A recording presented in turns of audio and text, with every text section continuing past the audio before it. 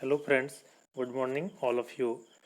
दोस्तों, आप सबों का यूट्यूब के एडू विप्रा चैनल पर हार्दिक स्वागत है। दोस्तों, आज हम लोग झारखंड टेट 2012 की जो परीक्षा आयोजित हुई थी, उस परीक्षा के अंतर्गत बाल विकास एवं शिक्षा शास्त्र के सेक्शन में जो प्रश्न पूछे गए थे और यह अनिवार्य प्रकृति का सेक्शन है।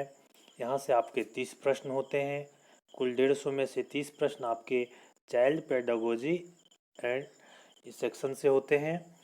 तो इस प्रश्न पत्र को हम लोग देखने से पहले यह जानें कि इससे हमें क्या बेनिफिट होने वाला है, यह हमारे लिए क्यों उपयोगी है। जो पूर्व में परीक्षा हो चुकी है उसका प्रश्न पत्र देखना, तो पहले आप उसके फायदे जान लें कि इससे आपको परीक्षा का स्टैंडर्ड पता चलेगा। परीक्षा का जो टफनेस लेवल होता है, कठिनाई स्तर होता है, या परीक्षा का जो पैटर्न होता है, या क्वेश्चन का जो नेचर होता है, या आप ये फाइंड आउट कर सकते हैं कि सिलेबस में कौन सा पार्ट ऐसा है जहाँ से मैक्सिमम क्वेश्चन आपके पूछे जा रहे हैं और परीक्षा का भय भी आपका समाप्त होता जाएगा।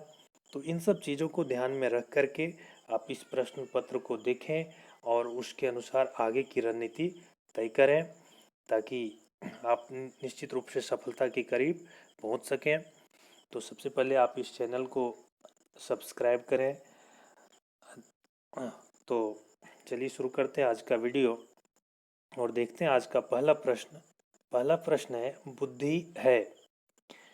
ऑप्शन है ए एक स्वाभाविक मानसिक योग्यता, बी अंगीकार करने की योग्यता, सी सीखने की क्षमता, डी उपरोक्त सभी।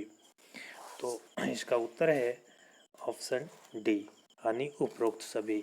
बुद्धि एक स्वाभाविक मानसिक योग्यता भी है और किसी चीज़ को ग्रहण करने की क्षमता या सीखने की क्षमता, ये सभी बुद्धि के अंतर्गत शामिल तत्व हैं।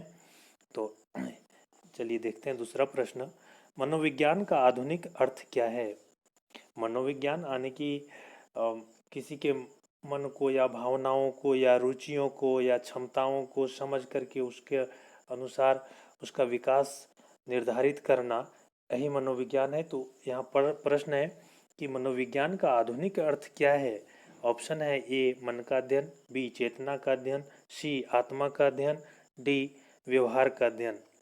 तो इसका सही उत्तर है, आधुनिक समय में मनोविज्ञान का अर्थ एक ऐसे विज्ञान से लिया जाता है जिसमें व्यवहारों एवं मानसिक प्रक्रियाओं दोनों का अध्ययन किया जाता है, यानी इसका ऑप्शन ए सही विकल्प है।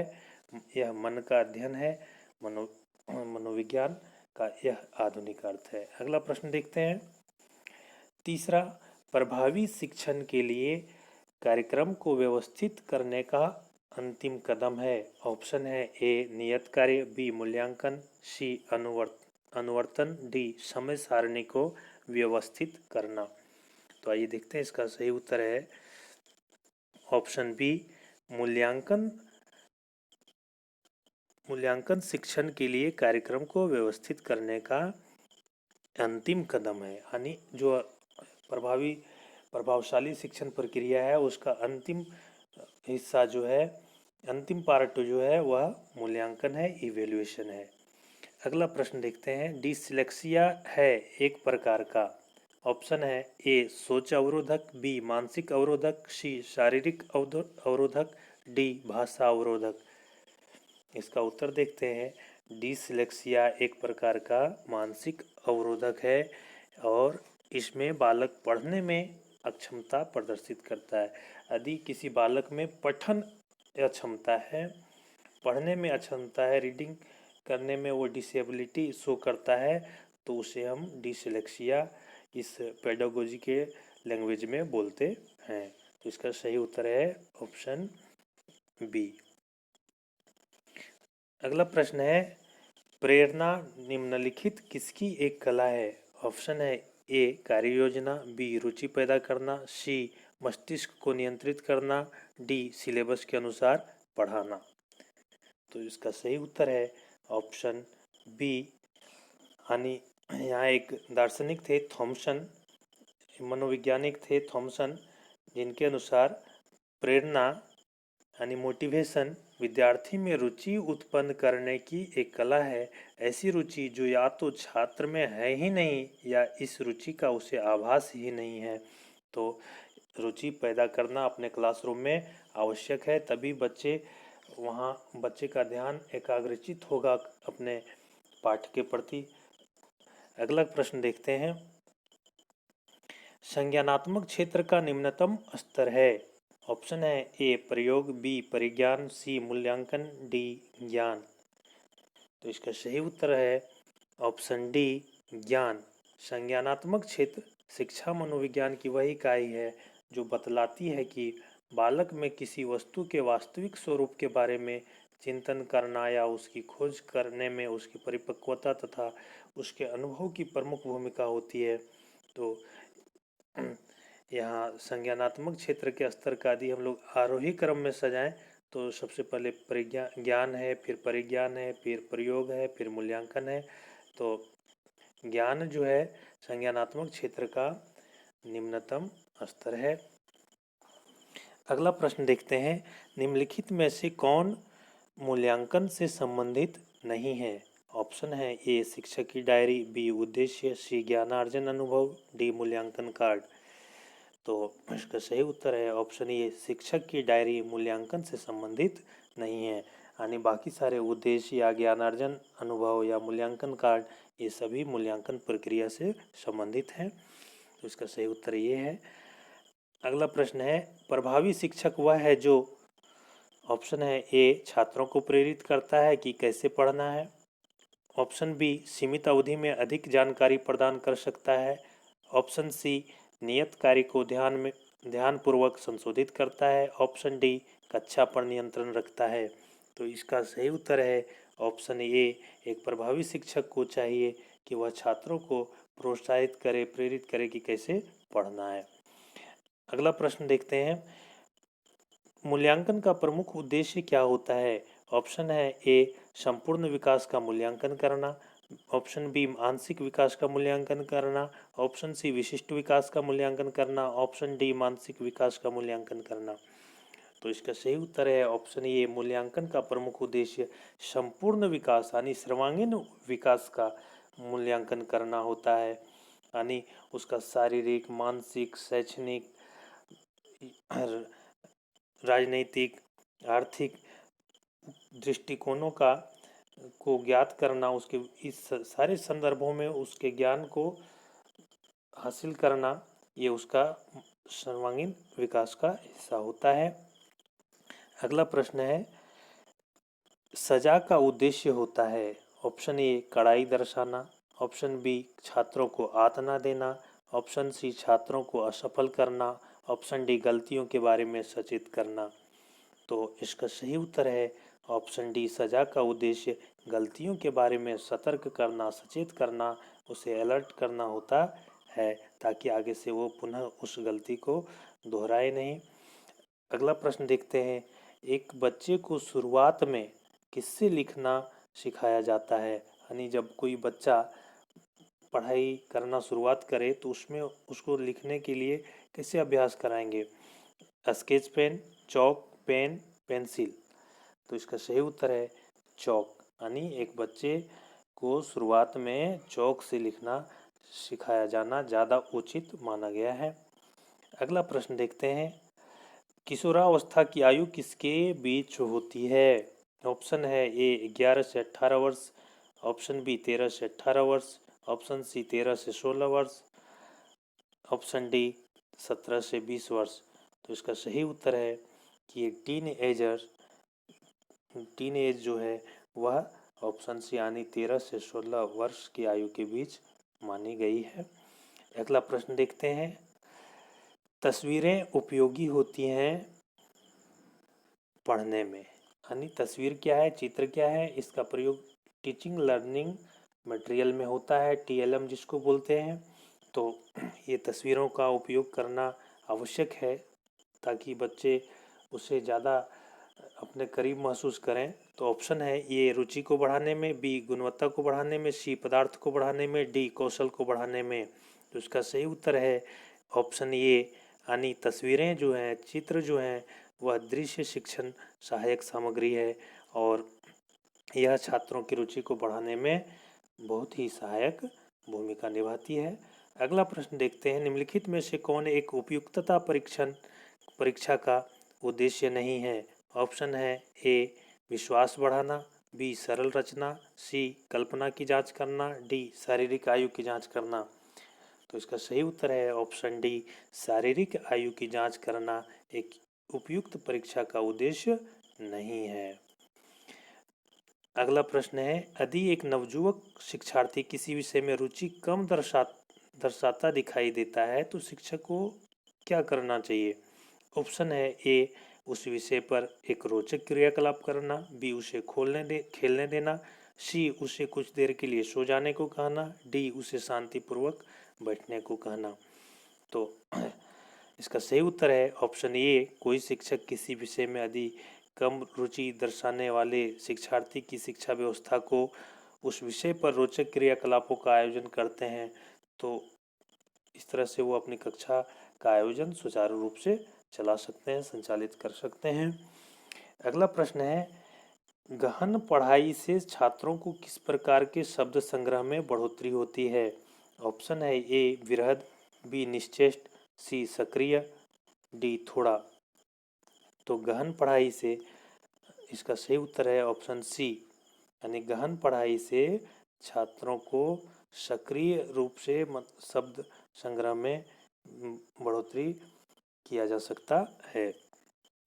अगला प्रश्न देखते हैं, बच्चे के विकास के किस चरण के दौरान सृजनात्मकता और कल्पना शक्ति अत्यधिक प्रबल होती है?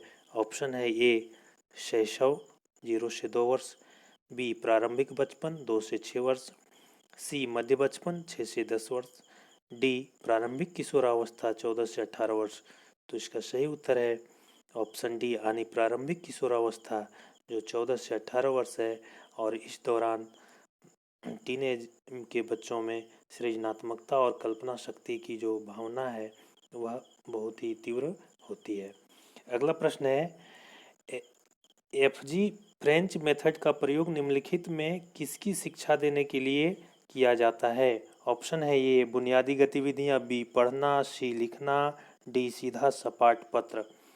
तो एफजी फ्रेंच मेथड का प्रयोग बुनियादी गतिविधियों, बेसिक एक्टिविटीज़ का प्रयोग जो है वो उसकी शिक्षा देने के लिए किया जाता है, यानी basic activity FG French method का प्रयोग बुनियादी गतिविधियों के लिए किया जाता है। अगला प्रश्न देखते हैं, कौन सी तथ्योक्ति गेस्टाल्ट सिद्धांत पर आधारित है? अर्थात कौन सा कथन है जो गेस्टाल्ट सिद्धांत पर से संबंधित है? ऑप्शन है ए संपूर्ण से अंश की तरफ बढ़ना, बी निश्चित से अनिश्चित की तरफ बढ़ना, सी मनोवैज्ञानिक से तर्कसंगत की तरफ बढ़ना, डी प्रेरण से निगमन की तरफ बढ़ना। इसका सही उत्तर है ऑप्शन ए संपूर्ण से अंश की तरफ बढ़ना। अगला प्रश्न देखते हैं, एक स्कूल का वातावरण कैसा होना चाहिए? ऑप्शन है ए पिछड़ा, बी प्रगामी, सी खुशहाल, डी आनंददायी।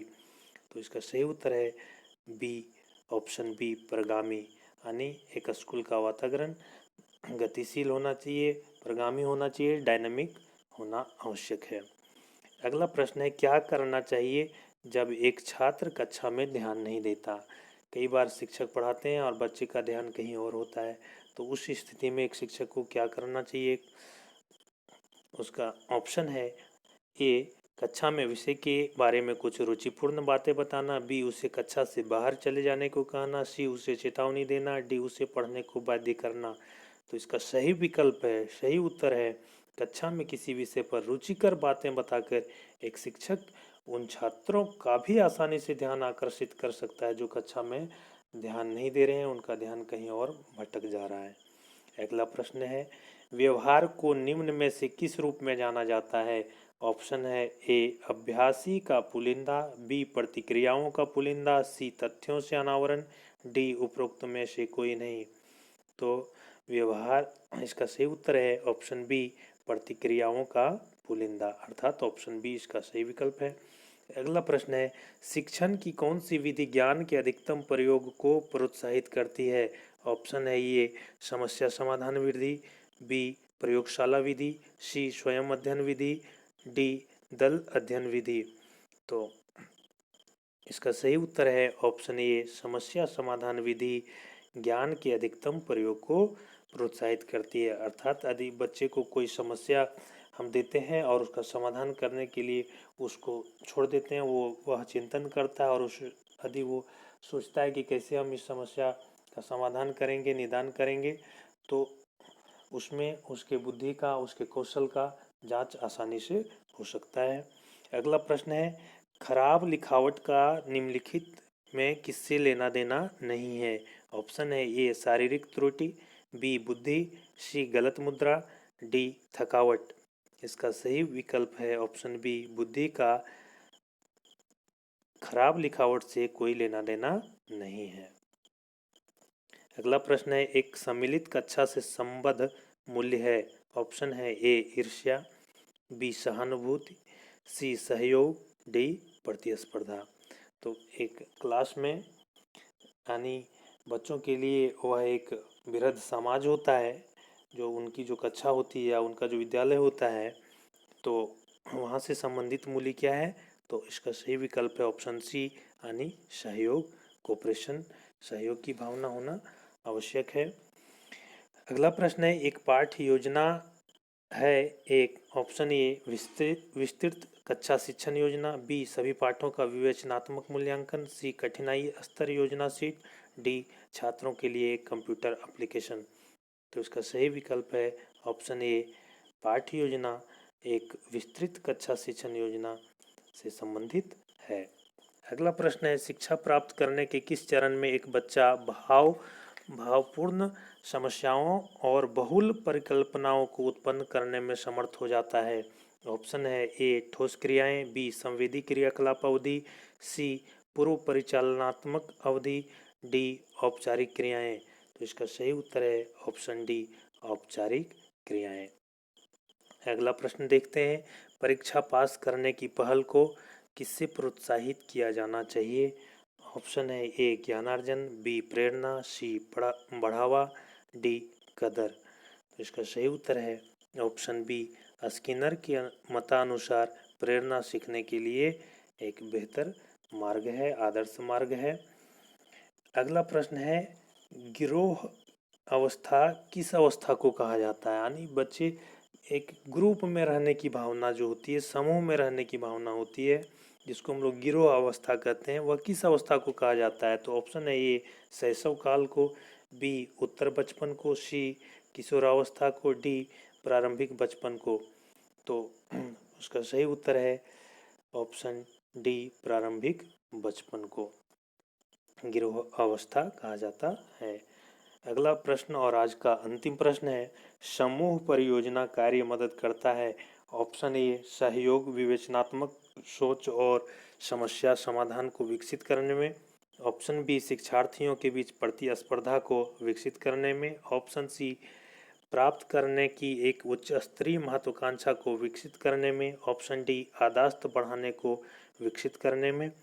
तो इसका सही उत्तर है ऑप्शन ए सहयोग, विवेचनात्मक सोच और समस्या समाधान को विकसित करने में समूह परियोजना की भूमिका काफ़ी महत्वपूर्ण होती है। तो आज के वीडियो में इतना ही। उम्मीद है यह वीडियो आपके लिए काफ़ी लाभकारी होगा और मिलते हैं अगले वीडियो में। Thank you.